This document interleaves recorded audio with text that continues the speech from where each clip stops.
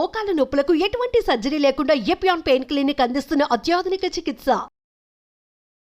అందరికీ నమస్కారం. నేను doctor Chandrashekar Dannana, senior orthopaedic consultant at Care Hospital, Banjara Hills. మోకాల్లో కొన్ని శబ్దాలు రావడానికి రకరకాల కారణాలు ఉంటాయి.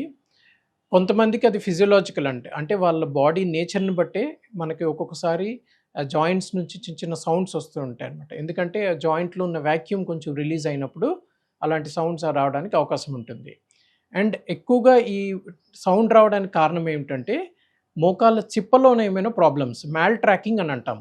అంటే ఈ మోకాళ్ళ చిప్ప అన్నది ఏమిటంటే ఈ తొడలో ఉన్న ఎముక భాగానికి ఒక పర్టికులర్ యాంగిల్లోన దాన్ని జాయిన్ అయ్యి ఉంటుందన్నమాట. కొద్ది మందిలో ఏమవుతుందంటే పక్కనున్న కండరాలు బలహీనంగా ఉండడం వలన ఆ మోకాళ్ళ చిప్ అన్నది సెంటర్లో లేకుండా కొంచెం పక్కకి తొలగిపోయి ఉంటుందన్నమాట. సో దీన్ని మ్యాల్ ట్రాకింగ్ అని అంటాము. సో ఇలా పక్కకి తొలగిపోయి ఉండడం వలన కూడాను ఒక్కొక్కసారి కాలు బెండ్ చేసేటప్పుడు, మోకాలు లోపలికి ఫోల్డ్ చేసుకునేటప్పుడు ఈ సౌండ్స్ వచ్చే అవకాశం ఉంటుంది. అండ్ ఇంకా వేరే కారణాలు ఏమిటంటే మోకాల్లోన వాషర్స్ ఉంటాయి, మీడియల్ మెనిస్కస్, లాటరల్ మెనిస్కస్ అని మెడికల్ టర్మ్స్లో అంటాము. ఇవి షాక్ అబ్జార్బర్ లాంటిది. సో ఏ కారణం చేత అయినా సరే ఈ మెనిస్కస్కి ఏమైనా ఇంజరీ అయ్యి ఆ మెనిస్కల్ టేర్ వస్తే ఆ టేర్ అయిపోయిన పీస్ కూడాను ఒక్కొక్కసారి మోకాళ్ళ జాయింట్లోనే ఇరుక్కొని శబ్దానికి కారణమవుతుంది. అండ్ కొద్ది మందిలో ఈ టిక్ టిక్ సౌండ్ రావడానికి కారణం ఏంటంటే లూజ్ బాడీస్ అని అంటాం. అంటే మోకాల్లో ఏమైనా కొంచెం అరుగుదల వచ్చిందనుకోండి, అప్పుడు చిన్న చిన్న బోన్ పీసెస్ కానీ లేకపోతే చిన్న కార్ట్లేజ్ అంటే గుజ్జు ముక్కలు కానీ అవన్నీ సెపరేట్ అయిపోయి ఫ్రీగా ఫ్లోట్ అవుతుంటాయి జాయింట్లోన. సో ఇలాంటి ఈ లూజ్ పీసెస్ వలన కూడాను మోకాల్లో ఒక్కొక్కసారి శబ్దం రావడానికి అవకాశం ఉంటుంది. ఏదైనా సరే మనం ఫస్ట్ డాక్టర్ని సంప్రదించి ఎక్స్రే చేయించుకొని ఎంఆర్ఐ స్కాన్ చేస్తే ఈ సౌండ్కి కారణం ఏమిటనేది మనం రూల్ అవుట్ చేయొచ్చు అనమాట. ఇవి మెకానికల్ కాజెస్. ఈ మెకానికల్ కాజెస్ని మనం రూల్ అవుట్ చేయగలిగితే జనరల్గా నీ స్ట్రెంగ్థనింగ్ ఎక్సర్సైజెస్ ద్వారా ఈ సౌండ్ని మనం కంట్రోల్ చేయడానికి అవకాశం ఉంటుంది. మోకాల్ స్వెల్లింగ్ అన్నది చాలా సహజమైన కండిషన్. ఎక్కువగా ఏమిటంటే అరుగుదల రావడం వలన స్వెల్లింగ్ రావచ్చు, బట్ ఏ రకమైన జాయింట్ ఇరిటేషన్ అనమాట, అది దెబ్బ అయి ఉండొచ్చు, లేకపోతే ఏదైనా కెమికల్ ద్వారా, అంటే ఫర్ ఎగ్జాంపుల్ మనకి యూరిక్ యాసిడ్ పెరగడం వలన, లేకపోతే కీళ్ళవాతం, రొమటాయిడ్ ఆర్థరైటిస్ అని అంటాం. దీనివలన కూడాను మోకాళ్ళ చుట్టూ ఒక పల్చని పొరలాగా ఉంటుంది, దాన్ని సైనోవియం అని అంటాం. ఈ సైనోవియం వాచిపోతుంది అనమాట. కొద్ది మందిలో జాయింట్లో ఇన్ఫెక్షన్ రావడం వలన కూడాను ఈ సైనోవియం వాయడానికి కారణమవుతుందన్నమాట. ఏ రకమైన వాపు ఈ సైనోవియంలో వచ్చినా సరే అది ఎక్కువగా ఈ ఫ్లూయిడ్ని ప్రొడ్యూస్ చేసి మోకాలు వాచిపోతుంది. సో మోకాలు వాయడానికి అరుగుదల ఒక్కటే కారణం కాదు, ప్రధానమైన కారణాలు ఏమిటంటే ఇన్ఫెక్షన్లు కానీ, కీళ్ళవాతం కానీ, అండ్ ఒక్కొక్కసారి ఏమైనా చిన్న చిన్న ఇంజరీస్, కాలు ఏమైనా ట్విస్ట్ అయ్యి ఏమైనా లిగమెంట్ టేర్ లేకపోతే మెనిస్కల్ టేర్ అవ్వడం వలన కూడాను మోకాల్లో వాపు రావడానికి అవకాశం ఉంటుంది. మోకాలు నొప్పి అన్నది ఒక ఫైనల్ రిజల్ట్ అనమాట. అంటే జాయింట్లో ఏ రకమైన ఇరిటేషన్ ఉన్నా సరే, లిగమెంట్ టేర్ అవ్వడం వలన, లేకపోతే ఏమైనా మెడికల్ కండిషన్స్ అంటే రొమటాయిడ్ కానీ, ఆర్థరైటిస్ కానీ, యూరిక్ యాసిడ్ ఎక్కువ ఉండడం వలన కూడాను మోకాల్లో నొప్పి రావడానికి అవకాశం ఉంటుంది. సర్జరీ అన్నది ఎప్పుడూ ఒకటే మార్గం ఉండదు. ఈ మోకాలు నొప్పులు దేని వలన వస్తున్నాయో తెలుసుకుంటే దాన్ని బట్టి మనం ఆ ట్రీట్మెంట్ని డిసైడ్ చేయొచ్చు అనమాట. చాలాసార్లు ఈ మోకాళ్ళ అరుగుదలకి ఇనీషియల్ స్టేజెస్లోన మనము లైఫ్ స్టైల్లో కొన్ని మార్పులు తెచ్చుకోవడము, ప్లస్ వేరే రకమైన పద్ధతులు అంటే ఎక్సర్సైజులు కానీ, లేకపోతే ఇంకా వేరే కారణం ఏమైనా ఉంటే దాన్ని ట్రీట్ చేయడం వలన, అంటే మెనిస్కల్ ప్రాబ్లం ఉంటే ఆ మెనిస్కస్ని ట్రీట్ చేయడానికి ఫిజియోథెరపీ అవకాశం ఉంటుంది. వెయిట్ ఎక్కువగా ఉన్న వాళ్ళైతే వెయిట్ కంట్రోల్ చేయడం వలన కూడాను ఈ మోకాలు నొప్పులు కంట్రోల్ చేయడానికి వీలవుతుంది.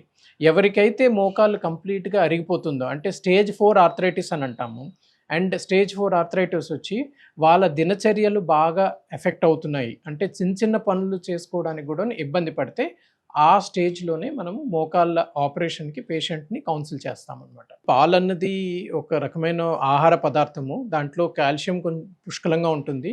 అది కాకుండా ప్రోటీన్ కూడా దొరుకుతుంది, మిల్క్ ప్రోటీన్. సో ఈ మిల్క్ ప్రోటీన్ వలన ప్లస్ కాల్షియం వలన కూడాను ఎముకలు కొంచెం గట్టిపడతాయి. సో పాలు ఒకటే ఒక ఫుడ్ సోర్స్ కాదనమాట మోకాల నొప్పులు తగ్గించడానికి. రకరకాల ఫుడ్ ఐటమ్స్ ఉంటాయి. ఏ ఫుడ్ ఐటమ్ ఒకటే ఫుడ్ ఐటమ్ని కంటిన్యూస్గా తీసుకోకూడదు. మన పొట్టలో ఉన్న గట్ బ్యాక్టీరియాని యాక్టివ్గా ఉంచాలి అని అంటే మనము ఫుడ్ అన్నది మారుస్తూ ఉండాలి. ఏదైనా సరే పౌష్టికాహారం తీసుకోవడం అనేది చాలా చాలా ఇంపార్టెంట్. ఇది అందరికీ తెలిసిన విషయమే. కాకపోతే మనం చాలాసార్లు అశ్రద్ధ చేస్తాము.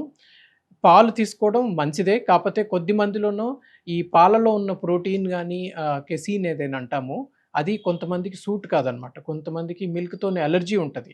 అలాంటి వాళ్ళు మాత్రం ఖచ్చితంగా అవాయిడ్ చేయాలి. ఎందుకంటే పాలల్లో ఉన్న కొన్ని సబ్స్టెన్సెస్ ఏంటంటే కొంతమందికి సూట్ కావన్నమాట. దానివలన కొన్ని బా సైడ్ ఎఫెక్ట్స్ ఉంటాయి. లైక్ బ్లోటింగ్ గానీ, లేకపోతే మాల్ అబ్సార్ప్షన్ కొన్ని ఫుడ్ ఐటెమ్స్ మన బాడీకి అందకపోవడం ఇలాంటివి జరుగుతా ఉంటాయి. సో, పాలు తీసుకోవడం మంచిదే.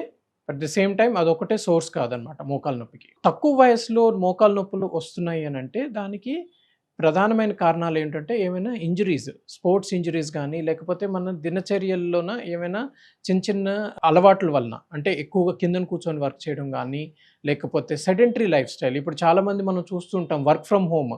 సో, ఫిజికల్ యాక్టివిటీ ఉండదు. ఒకే పొజిషన్‌లో కంటిన్యూయస్‌గా కూర్చోవడం వలన ఏమవుతుందనంటే ఒక్కొక్క కీళ్ళల్లో ఉన్న ఒక్కొక్క పాయింట్ మీద ఎక్కువ స్ట్రెస్ పడుతుంది.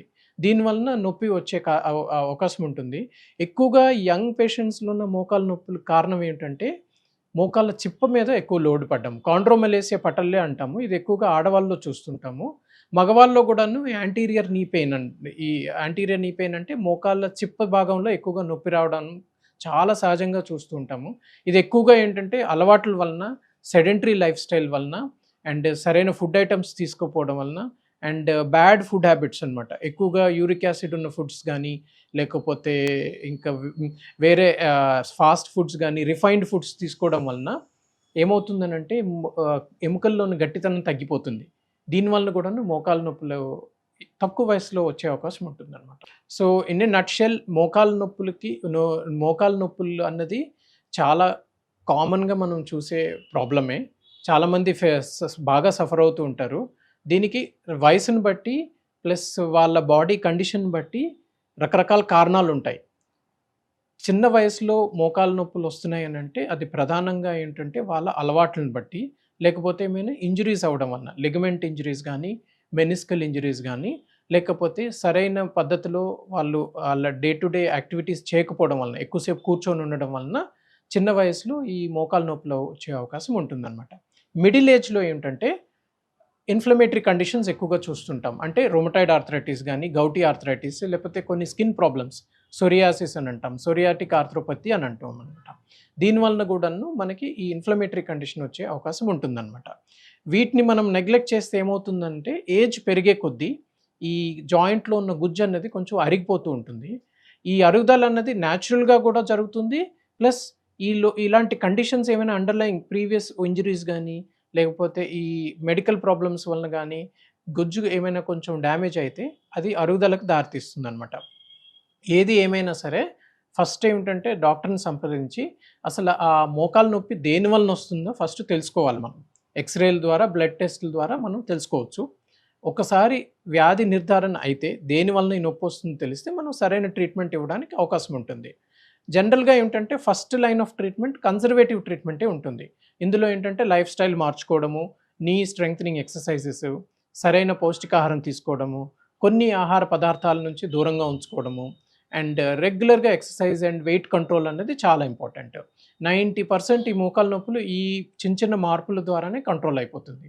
ఎవరికైతే కీళ్ళు బాగా అరిగిపోతుందో, అడ్వాన్స్డ్ స్టేజ్‌కొచ్చి వాళ్ళ దినచర్య బాగా ఎఫెక్ట్ అవుతుందో, అలాంటి స్టేజ్‌లో మనము సర్జరీ అన్నది కన్సిడర్ చేస్తున్నాము. సర్జరీ అనేది పేషెంట్‌తో డిస్కస్ చేసి వాళ్ళకి ఏ రకమైన సర్జరీ సూట్ అవుతుందో ఆర్థోపెడిక్ స్పెషలిస్ట్‌ని కన్సల్ట్ చేస్తే వాళ్ళు డిసైడ్ చేసి చెప్తారనమాట. ఏదైనా prevention is better than cure. So, first నుండే హెల్తీ లైఫ్ స్టైల్ అడాప్ట్ చేయడం వలన మోకాలు నొప్పి నుంచి దూరంగా ఉండవచ్చు.